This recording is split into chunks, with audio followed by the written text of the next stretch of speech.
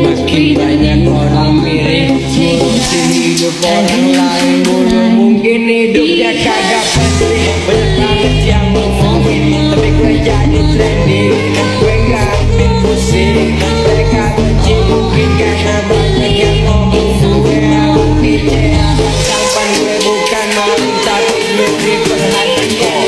Malah lekas keluar, meregang berhitungan. Cuma bisa mau di belakang, udah jelas gue jauh di depan. Batok ini banyak ketemu dan hidup mereka ada balik. Laganya kau teruang.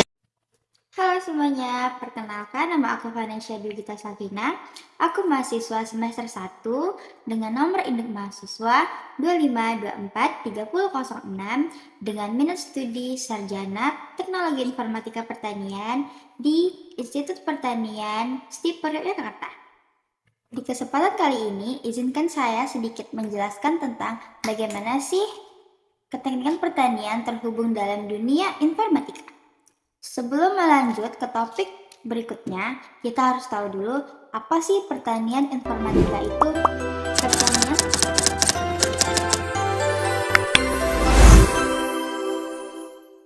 Pertanian teknologi informatika adalah gabungan antara teknologi atau yang disingkat dengan TI dan bidang pertanian yang bertujuan untuk meningkatkan efisiensi, akurasi, dan produktivitas di seluruh rantai produksi pertanian.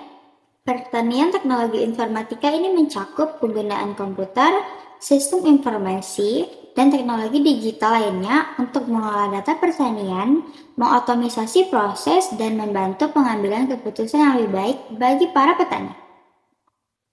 Adapun beberapa aspek dan penerapan pertanian informatika, yang pertama ada manajemen data dan analisis, yaitu menganalisis data dari berbagai sumber seperti cuaca, kondisi tanah, kelembapan, pH, suhu, dan pasar untuk membuat keputusan yang lebih tepat. Selanjutnya, yang kedua, ada otomasi dan kontrol, yaitu menggunakan sensor drone dan robot untuk memantau tanaman, mengelola irigasi secara otomatis, dan melakukan tugas-tugas seperti penyemprotan pupuk. Selanjutnya ada sistem informasi geografis atau yang disingkat dengan GIS. GIS yaitu memetakan dan menganalisis data spesialis untuk mengidentifikasi potensi lahan, merencanakan tata letak, dan mengelola irigasi. Lalu yang terakhir ada kecerdasan buatan AI, yaitu menggunakan algoritma AI untuk menganalisis data pertanian yang kompleks dan memberikan rekomendasi yang lebih baik kepada para petani. Baik, sebelum adanya teknologi informatika, petani juga kesulitan mendapatkan berbagai informasi, bibit unggul, dan harga pasar. Mereka hanya mengandalkan perkiraan mereka. Akibatnya, banyak yang gagal panen dan penghasilan pun rendah. Semua berjalan secara tradisional, tanpa alat, tanpa data, dan tanpa teknologi yang memudahkan mereka. Kini, dengan adanya kemajuan teknologi informatika, sektor pertanian menjadi lebih modern dan efisien. Sensor IoT dimanfaatkan untuk memantau kelembaban kondisi tanaman, sementara GIS membantu menentukan jenis tanaman dan sesuai dengan karakteristik lahan tersebut. Selain itu, drone digunakan untuk memantau serta menyemprot area pertanian. Petani juga dapat memanfaatkan aplikasi digital untuk mengatur jadwal tanaman, sistem irigasi, hingga memasarkan hasil panen secara daring. Teknologi ini banyak membawa dampak positif bagi para petani, mulai dari pekerjaan yang menjadi lebih mudah dan cepat, hasil panen yang meningkat, dan para petani mudah mendapatkan informasi yang akurat. Namun ada juga kekurangannya, biaya alat yang cukup mahal, koneksi internet yang belum merata, dan tidak semua para petani langsung bisa dapat menggunakannya. Dengan adanya teknologi informatika dapat membantu para petani menjadi lebih maju dan kehidupan para petani pun menjadi lebih sejahtera. Baik, di sini saya akan menjelaskan 4 contoh IoT dalam bidang pertanian. Yang pertama ada sektor pertanian agrikultur.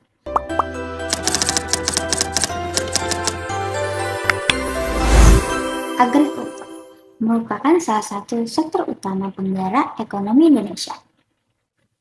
Sektor pertanian dikenal sebagai sektor yang sangat tergantung pada iklim dan kondisi alam. Selain itu, pekerjaan petani juga dikenal sebagai pekerjaan yang membutuhkan kerja keras, namun dengan hasil yang minim. Dengan adanya perkembangan teknologi Internet of Things atau yang disingkat dengan IoT, diharapkan mampu mengatasi masalah tersebut dan meningkatkan produktivitas lahan. Yang kedua, ada penggunaan drone.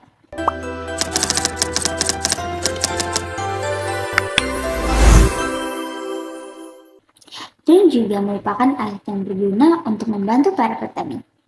Pesawat terbang mini ini dapat digunakan untuk memetakan kondisi tanaman, melacak hewan, menyebarkan irigasi, dan menyebarkan pestisida.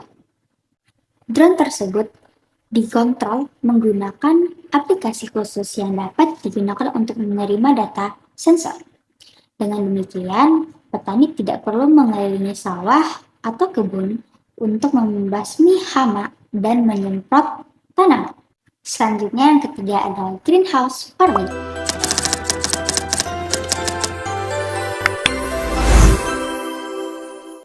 Saat ini, produksi tanaman tidak hanya berpusat di sawah maupun di kebun, tetapi juga berpusat pada ruang khusus yang disebut dengan greenhouse farming.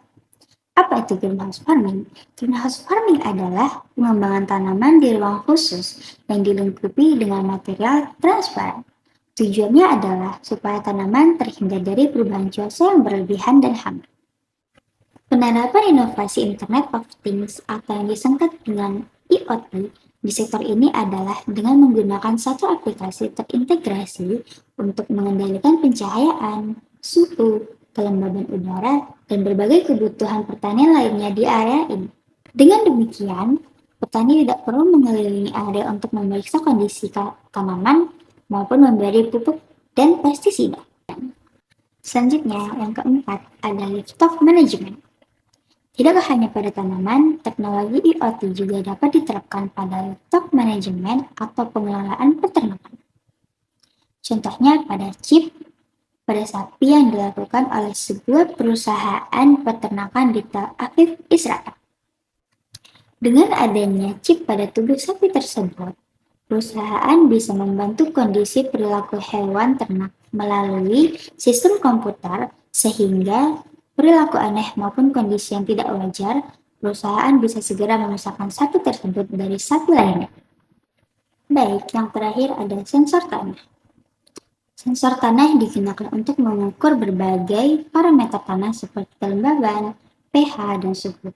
Data diperoleh dari sensor ini sangat penting untuk menentukan waktu dan jumlah irigasi yang tepat, serta kebutuhan nutrisi tanaman. Yang kedua ada sensor pH tanah.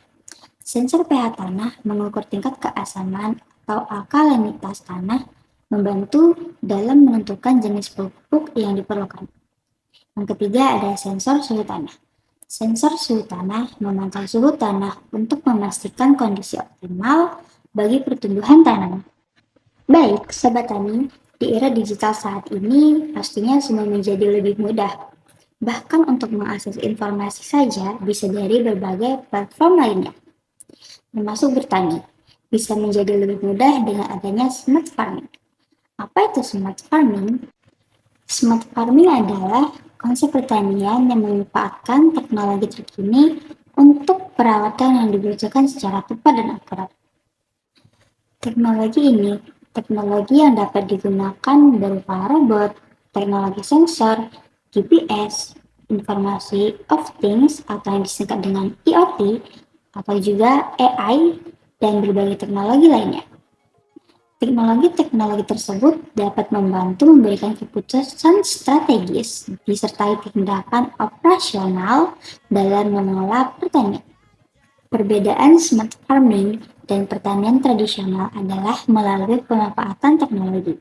Petani bisa memperoleh data yang lebih detail terkait permasalahan di lahan atau hewan ternak mereka. Karena hal tersebut, mereka dapat memberikan solusi secara lebih baik dibandingkan ketika menerapkan pertanian secara tradisional. Sistem kerja smart farming ini bertujuan untuk mendeteksi permasalahan atau kondisi dari lahan pertanian yang dimiliki. Untuk mendapatkan atau memberikan data dari masalah itu, sensor menjadi kunci dari sistem ini. Sensor akan mengobservasi kondisi tanaman atau tanah di lapangan yang nantinya akan diagnosis melalui big data yang dimiliki. Lalu, alat tersebut akan memberikan solusi yang bisa dilakukan dari hasil analisisnya. Baik, ada beberapa contoh penerapan teknologi dari sistem ini. Yang pertama, blockade, yaitu yang dapat memudahkan pelacakan supply chain produk pertanian off-farm. Selanjutnya, yang kedua ada agri-drone sprayer, yang membantu penyemprotan pestisida dan pupuk. Baik, yang ketiga ada drone surveillance, yang dapat membantu memetakan lahan. Yang keempat, ada soil and water sensor yang dapat membantu menganalisis tanah dan cuaca. Selanjutnya, yang kelima, ada sistem irigasi cerdas yang menggunakan data cuaca atau kandungan tanah untuk mengontrol penggunaan air dalam irigasi yang dibutuhkan lahan pertanian. Selanjutnya, yang keenam, ada agriculture war room atau yang disingkat dengan AWR yang berisi alat pemantauan yang dapat membantu memperbarui data pertanian secara berkala. Selanjutnya, yang ketujuh ada Syscrop. Syscrop yaitu yang membantu memberikan informasi kondisi faktual tanaman pertanian melalui sistem informasi berbasis pengindaran jauh. Nah, selanjutnya di sini saya akan menjelaskan dan memberitahu beberapa keuntungan atau keunggulan dari sistem smart farming. Yang pertama ada meningkatkan keakuratan data tanaman secara real time. Yang kedua, memantau pengawasan dan pengelolaan pertanian. Yang ketiga, mempermudah pengelolaan sumber daya air dan alam. Yang keempat, meningkatkan manajemen budaya. Yang kelima, meningkatkan produktivitas usaha tani. Nah, itulah beberapa pengertian dan contoh di teknologi pertanian informatika. Semua teknologi yang ada di pertanian bekerja hanya untuk satu tujuan, yaitu meningkatkan hasil panen, meningkatkan efisiensi, memudahkan para petani, dan keberlanjutan petani.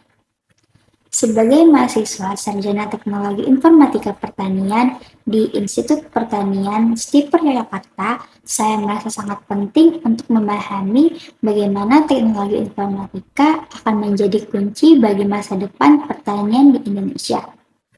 Di mana dengan adanya sistem informatika ini sangat membantu para petani untuk melakukan kerja yang lebih cepat dan lebih akurat, sehingga hasilnya lebih memuaskan. Mungkin itu saja materi singkat dari saya. Apabila ada kesalahan, saya mohon maaf. Saya akhiri. Assalamualaikum warahmatullahi wabarakatuh.